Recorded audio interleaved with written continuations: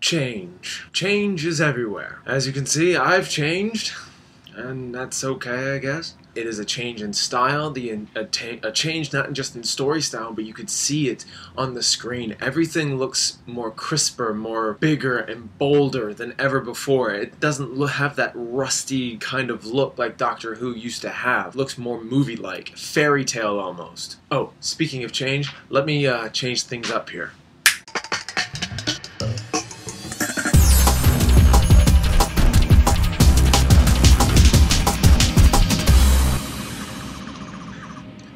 So anyway, in steps Matt Smith in a uncontrollable TARDIS, crash landing to wherever he is. As he crashes, he meets Amelia Pond, or in other words, Amy Pond, where this girl decides to pray to Santa about a crack in her wall.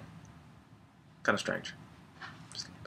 And when the Doctor meets Amelia, they end up releasing something into their house that stays dormant for the next 12 years. There's not a lot to say more about the plot than it just establishes the Doctor, him being the Doctor. This is what you're going to get used to now. I love the 11th Doctor.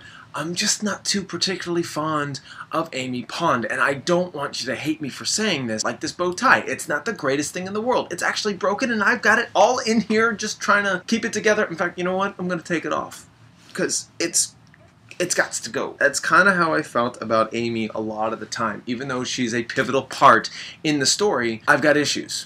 The 11th Doctor is Matt Smith taking up the mantle, doing the very best that he can, and his performance is actually quite astonishing on how much confidence, how much wit and compassion and ambition he has. Matt Smith actually brings a lot to the table, regardless if you like him or not. However, this is a much different Doctor from a different time period now. The people who have loved Doctor Who then can still move into this, and then there are people who have been looking to get into the show, and this is the best way to do so. And Matt Smith is actually, in my opinion, the best candidate for that. In the end, he's a formidable and very interesting Doctor. And not forgetting about our lovely companions. I know a lot of people are going to hate me when I say that Karen Gillan did not fit the mold for me as a companion. To be honest with you, she wasn't bad, but she wasn't excellent either. She was the very much in between. One minute she's cocky and overconfident, and then another she's completely helpless and vulnerable. And then in between she actually gives good ideas outside of what the Doctor can do, and that's cool, but she doesn't do enough. She just kind of looks around helplessly as things happen. But that doesn't mean that she's not a bad companion altogether. She actually has enough pizzazz and charisma with the Doctor that makes a great rapport when they start doing their thing. There's something charming about it. There's something nice. Amy is a regular girl at first. She's a regular girl, and there's nothing suspicious about her. There's no overarching plotline except for the crack in the wall, which you're not entirely sure how it's all linked. But overall, I do enjoy the 11th hour. This is a great way you can actually step into the show if you ever wanted to. I think when it comes to the best besides the 11th hour, which is actually one of my favorites, the other one, I think, is The Beast Below and Vincent and the Doctor. And The Beast Below, a very eerie, if not imaginative and fantasy-like area where there's actually a ship dedicated to London. What is powering this ship? And it's so interesting to me on how well that worked out. How mysterious and eerie and heartfelt and amazing that was. The other one is Vincent and the Doctor. And if you haven't guessed, Vincent Van Gogh is one of the center points to this episode, where the Doctor finds a painting that's not quite up to par that it should be. He sees a creature in the window of one of the paintings and says, we're gonna go.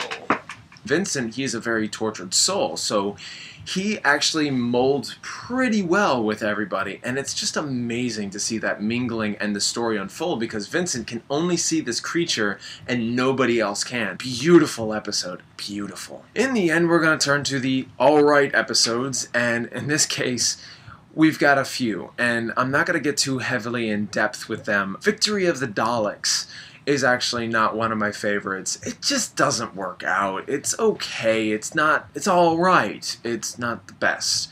The other one, The Lodger. And The Lodger is actually about the Doctor kind of posing as a human being, and yet, of course, you know how that's going to work out. It's funny, it's dopey, but it's a little too dopey for its own good. It's too many plot holes, too many things to question, and there was not enough answers, and I just didn't care for it. And the finale is called The Pandorica Opens and the Big Bang. Basically, the Pandorica is a legend of Pandora's box, or at least it was taken from that and then changed into something else. Now, I'm not going to go into too much spoiler territories because there's so many plot threads that come together that I would spend probably more than 7 minutes talking to you about. River, who I have not mentioned, River's song is affiliated with the Doctor. I know you, I'm married to you, but I am not telling you anything because we're meeting out of sync. I know you, you don't know me, and eventually that's gonna swap. When the Pandorica opens, it is a moment that actually changes a lot. It is probably the biggest twist thus far. Whether you see it coming or not, like it or not, it's still huge. You can't deny that fact. And it's almost like, wow, this show is becoming bigger than it's ever been. And it results into the next part of it. They're just trying to correct the mistakes that are going on. Rebooting the universe. Because if you think about it, Earth has gone through a lot. Since Series 1 up until now, they've gone through so much. And to have this happen as a plot device, as a moment for the Doctor to try and fix, I can't help but find that appropriate. The human race has gone through so much. One more incident that they're going to have to remember is just going to throw them overboard. And this whole thing is one big story, and we've only known this much. It's good stuff. So in the end, I would give Doctor Who Series 5 A. So these are my thoughts on Series 5, and I will get you a review for Series 6 next week. Thank you guys so much for watching. Until next time.